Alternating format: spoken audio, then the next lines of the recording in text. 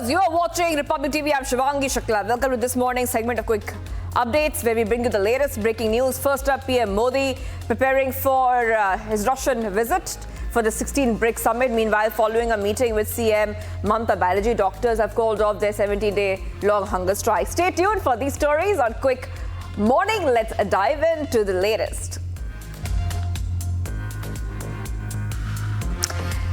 Prime Minister Modi is scheduled to visit Russia on October 22nd to attend the 16th BRICS Summit following an invitation from Russian President Vladimir Putin. The theme of this summit focuses on strengthening multilateralism for just global development and security. Foreign Secretary Vikram Misri has now briefed the media that India, as a founding member of BRICS, played a crucial role in shaping the organization's initiative, including those aimed at fostering economic growth, sustainable development and global governance reforms. The summit will also aim to integrate new BRICS members into existing cooperation mechanisms.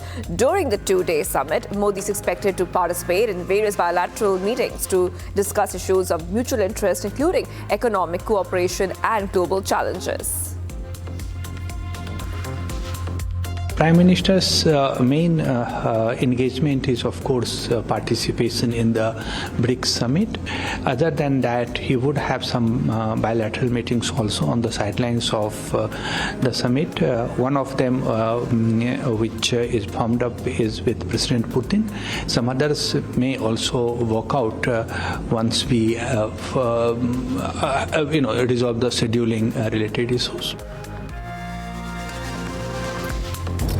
Junior doctors in West Bengal have called off their 17-day hunger strike after nearly 2-hour meeting with CM Mamata Banerjee at the State Secretariat, Lebanon. Now, the strike, which began on October 5th, was a response to the alleged rape and murder of a doctor at Raji Kaur Hospital in August and aimed at demanding systemic reforms within the healthcare sector. Although Banerjee did not agree to the doctor's demand for the removal of the State Health Secretary, she assured that the government would address other concerns raised by the protesting medics. A CM urged the doctors to prioritize their health and the well-being of the patients relying on the service, leading to the decision to end their hunger strike.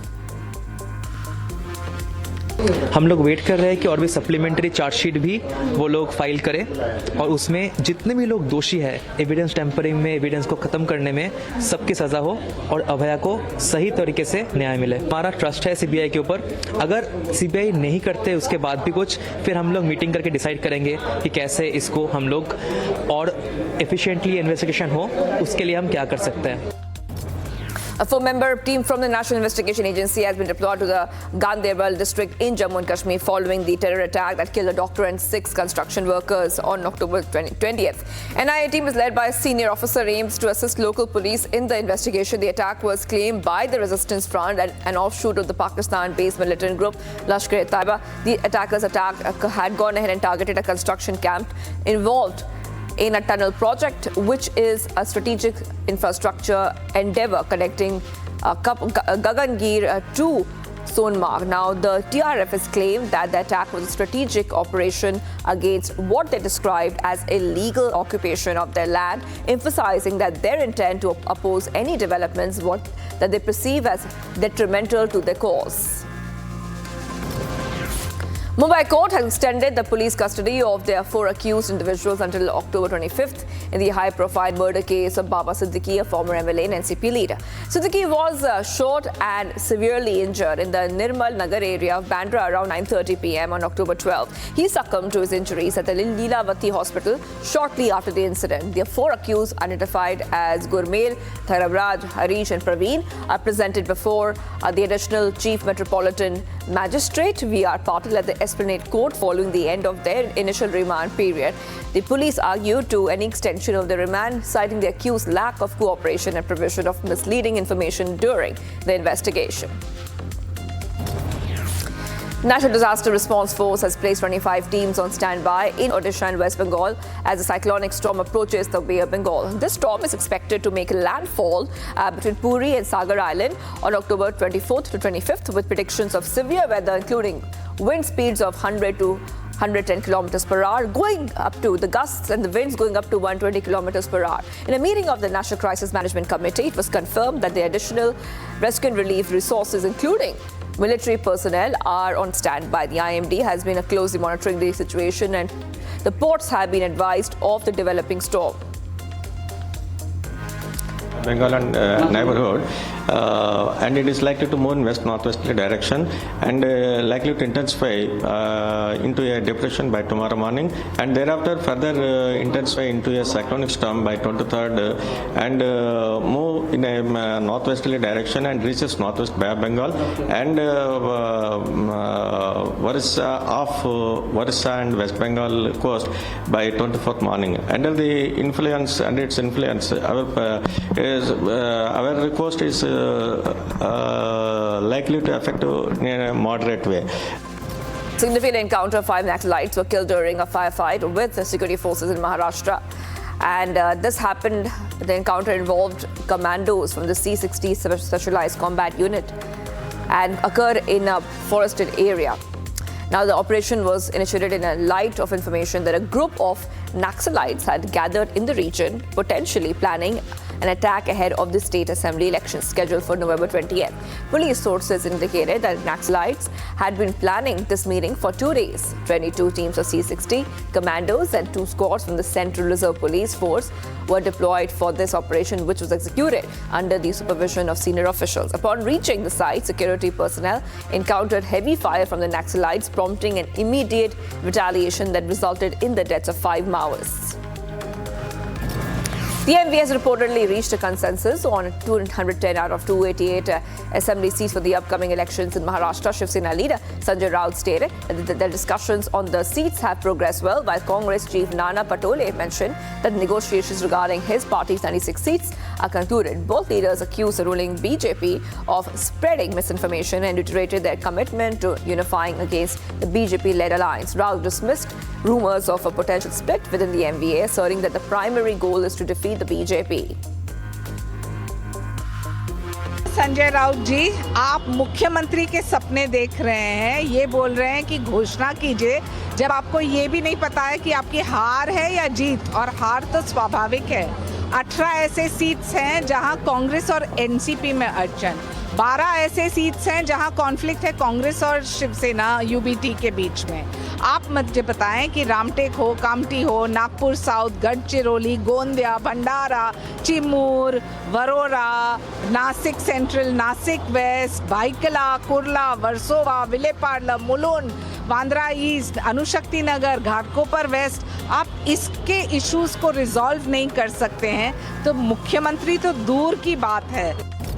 You know, Minister Mishra is set to inaugurate a national conference for civil defences and home guards in Gujarat on October 22nd. This conference aims to address various safety and security issues, with over 60 senior police officers expected to participate, including other officers. Additionally, Shah will attend other events, including addressing the Legislative Assembly and marking the Diamond Jubilee of the National Dairy Development Board, emphasizing the government's focus on cooperative movements.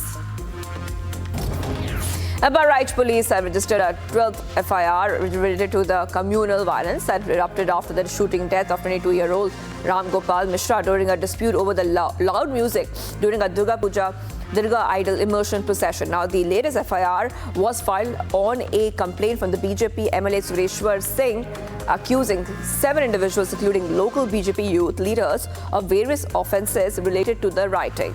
The police investigations are ongoing, with multiple FIRs already filed in connection to the violent incidents that followed the initial shooting. In Akola, Maharashtra, members of the VBA protested during an event addressed by Swaraj India Chief Yogendra Yadav on October 21st. The protesters were upset over comments made by Congress leader Rahul Gandhi regarding reservations. The VBA workers disrupted the event by shouting slogans and throwing chairs, indicating their dissatisfaction. Yadav expressed that the disagreement should be resolved through dialogue rather than protests, emphasizing the need for ideological discussions. ताकि व्यक्ति कौन कौन है मैं नाम से नहीं पहचानता, लेकिन अगर वंचित अघाड़ी के लोगों ने ऐसा किया है तो मैं तो बहुत हैरान हूं। योगेंद्र यादव बहुत छोटा आदमी है, उस पे आपने हमला नहीं किया, आपने बाबा साहेब के संविधान पे हमला किया है। आपने जिस लोकतंत्र की दुहाई आप दिन रात देते हैं उस पे हमला किया है, और आपके नेता प्रकाश अंबेडकर को आपने शर्मिंदा किया है। We now move on to our business segment. We are tracking all that's making headlines in the world of business right here on Quick Morning. Let's get started with the top business, economy and finance stories. Gold prices have surged to a new record high on Monday. Spot gold by around 0.4% to around $2,731 per ounce after hitting an all-time high of 2,700. US gold futures also increased by 0.6%, reaching around $2,746. Silver prices climbed 1.3% to around $34.08 per ounce, marking its highest level since late 2012. Now, this rise in gold and silver comes amid uncertainties related to the US presidential elections, ongoing tensions in the Middle East, and interest rate cuts by major central banks. Market analysts indicate that the current environment with falling interest rates and increased geopolitical risks in favor of gold. In addition, China has recently cut its benchmark lending rates as part of the stimulus measures to boost its economy. However, demand for gold in China has been affected by high prices and an economic slowdown. Traders are anticipating a 99% likelihood of a US Federal Reserve interest rate cut in November. Reliance Infrastructure shareholders have approved a plan to raise 6,000 crore rupees through a preferential issue of shares and qualified institutional placement. More than 98% of shareholders voted in favor of these resolutions via postal ballot. The company's board approved the fundraising plan on September 19. Of the total, around 3,014 crores will be raised through a preferential allotment of shares or convertible warrants, while 3,000 crores will come from qualified institutional placements. In the first phase, Reliance Infrastructure will issue 12.56 crore equity shares of convertible warrants at an issue price of 240 rupees per share. Out of this amount, around 1,104 rupees crore will be invested by the promoters through Rise Infinity Private Limited, which will subscribe to 4.60 crore shares.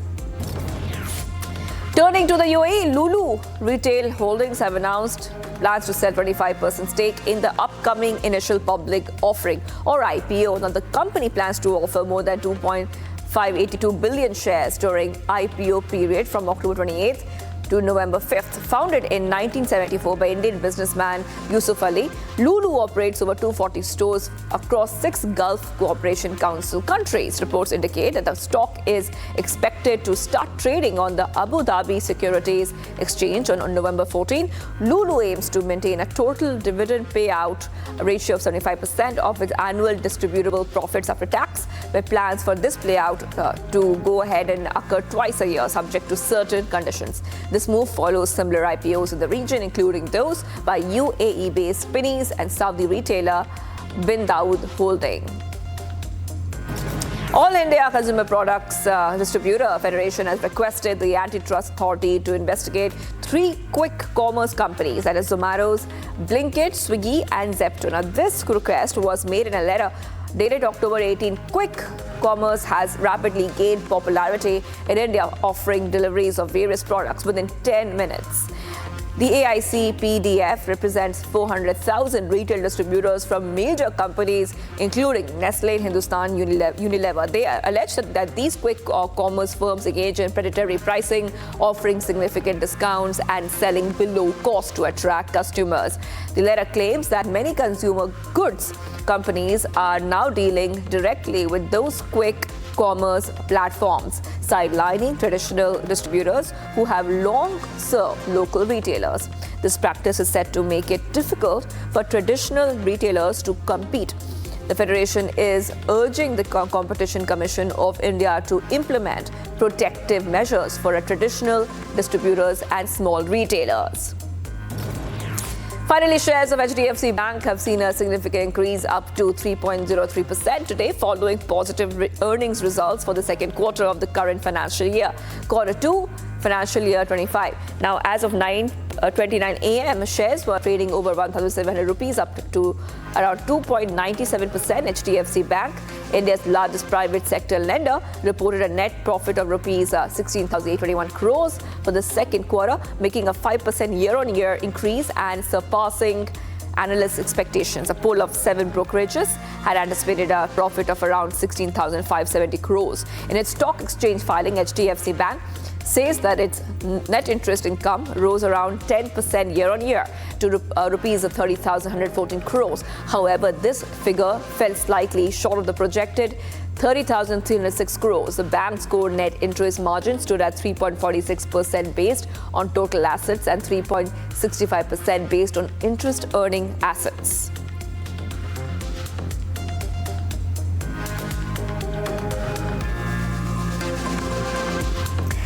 Up next, we bring you the global headlines in the next segment, which is the international segment. This morning, we are tracking the U.S. president elections, which are coming up, tensions in the Middle East, and much more. Let's get started with the top news coming in from all across the globe. Cuban residents in populous neighborhoods of southwestern Havana are banging pots and pans to protest the power outage Sunday night. Cubans in Havana said that they are now seeing food spoiling in refrigerators and no respite from the heat that keeps them awake at night without air conditioning or even a fan. Many waited in anguish for electricity to be restored days after a country-wide blackout. Earlier in the day, Cuba's energy minister said that he hoped power would be restored by late Monday to early Tuesday to the levels before the massive outage that started on Friday. The impact of the blackout goes beyond lighting, as services like water supply have also been stalled. The blackout is being considered to be Cuba's worst in 2 years after Hurricane Ian had made landfall as a Category 3 storm in 2022, damaging power installations. It took days for the government to fix them. This year, some homes are spending up to 8 hours a day without electricity. The Cuban government has announced emergency measures to slash electricity demand, including suspending school and university classes, shutting down some state-owned workplaces, and cancelling non-essential services.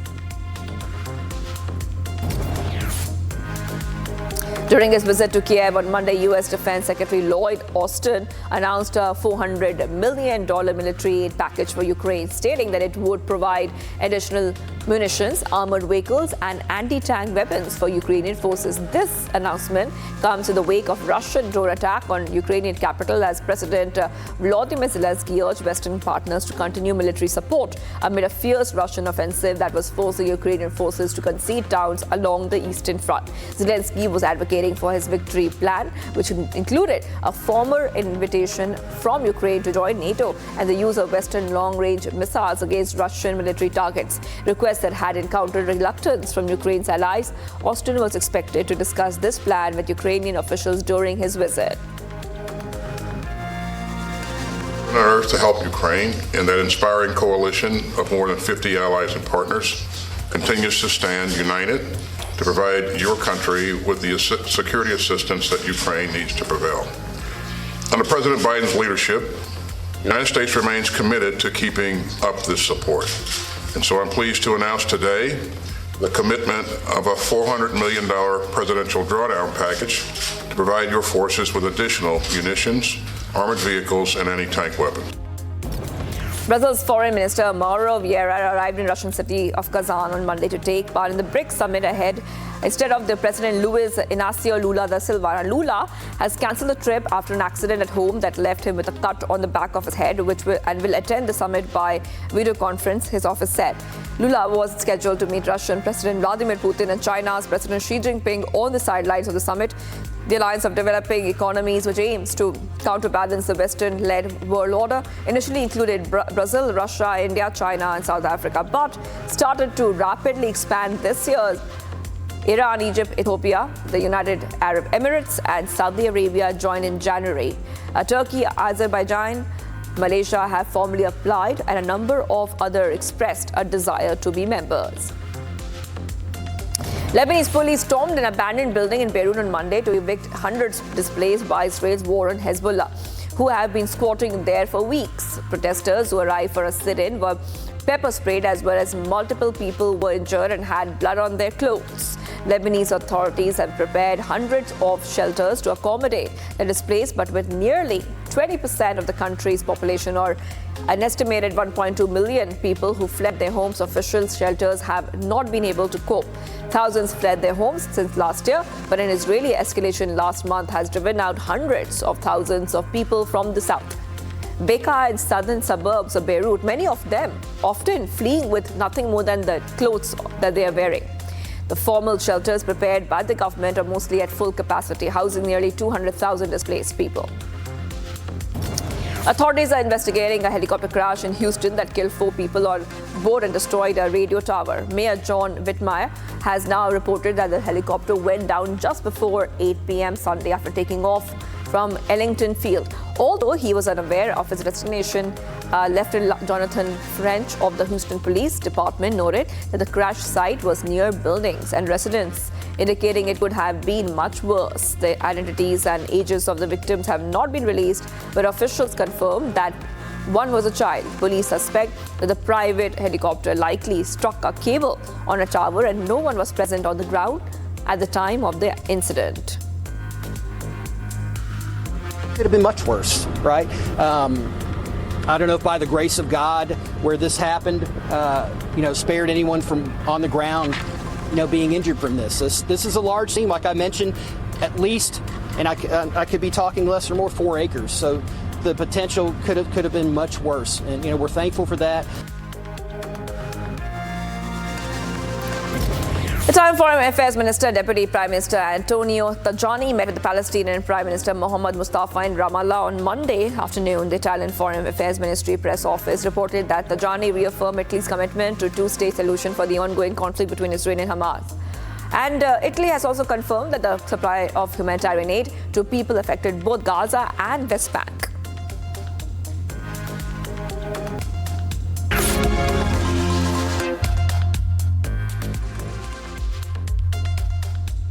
Welcome back, viewers. You're watching Quick Morning, and it's time to delve into the action-packed world of sports. Football, tennis, cricket, we have all that interests you. Stay tuned with us on Quick Morning as we get you all the sports action coming in. Indian captain Harmanpreet Kaur made it to the Women's T20 World Cup. Team of the tournament dominated by players from finalists New Zealand and South Africa on the back of a strong batting show. New Zealand won their maiden Women's T20 World Cup title after beating South Africa by 32 runs in the Summit clash. Al Wasl from UAE will visit Al Gharafa in Qatar on Tuesday for the third round of the AFC Champions League. Now, the team hopes to return to winning ways after starting the campaign with a 1-0 win against Paktakor, but then facing 2-0 loss to Al Ahly. Now, currently, Al Wasl was 3 points just below Al Gharafa in 7th place in their group. They won the UAE Pro League last season, earning their spot in the AFC Champions League after a 5-year absence. However, they have not advanced beyond the group stage in this competition. In domestic league play, Al Wasl is currently 18th place with 7 points from 5 matches.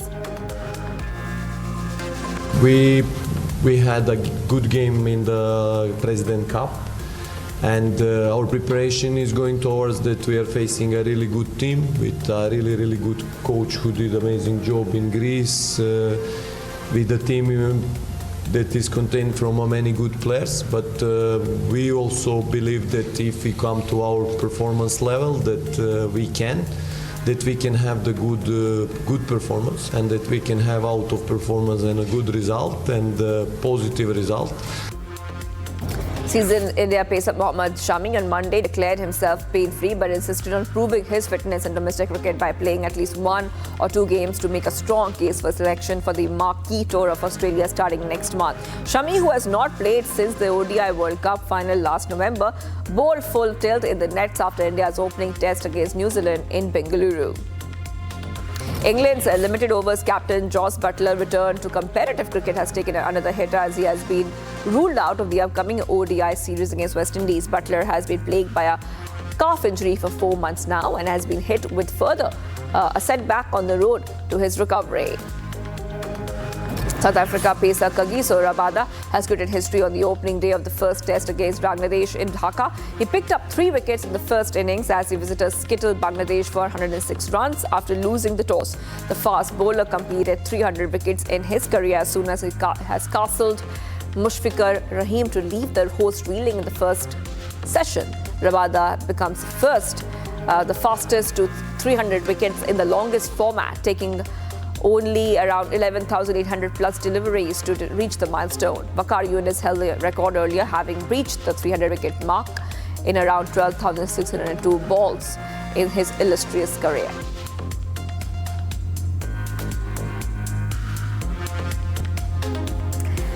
And we have an exciting mix of stories for you in our entertainment segment. Let's get started with what's making news in the world of movies and glamour.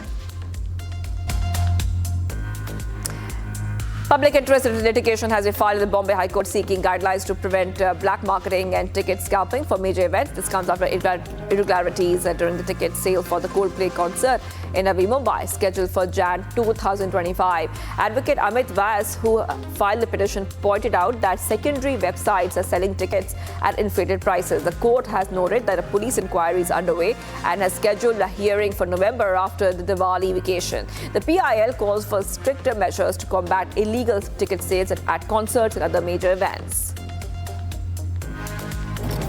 Salman Khan is in the spotlight following a death threat from gangster Lawrence Bishnoi linked to an old black buck poaching case. A veteran singer, Anup Jalota, has commented on the situation, suggesting that Khan should apologize to the Bishnoi community. His remarks come after the murder of Khan's close friend Baba Siddiki. In an interview, Jalota emphasized the need to resolve the conflict rather than focus on past actions. He advised Salman to visit a temple and apologize to ensure the safety of himself and his loved ones.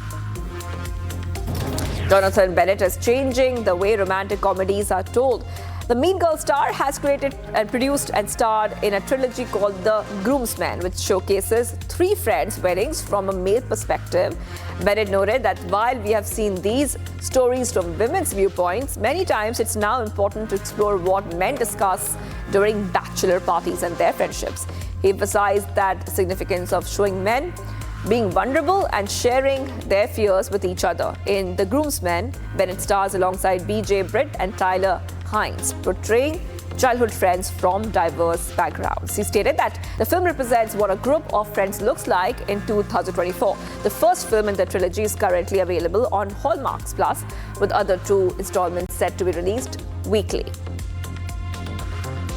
Britney Spears, celebrated pop star, has made headlines again with an unusual announcement. She has married herself. In a video shared online, Spears wore a flowing white satin gown and an embellished whale, captioning it, quote-unquote, "The day I married myself." She described the act as both brilliant and possibly embarrassing. Fans quickly responded to the unique declaration. In another video, she showcases stylish white gown paired with black boots and sunglasses while mentioning her upcoming trip to Turks and other places.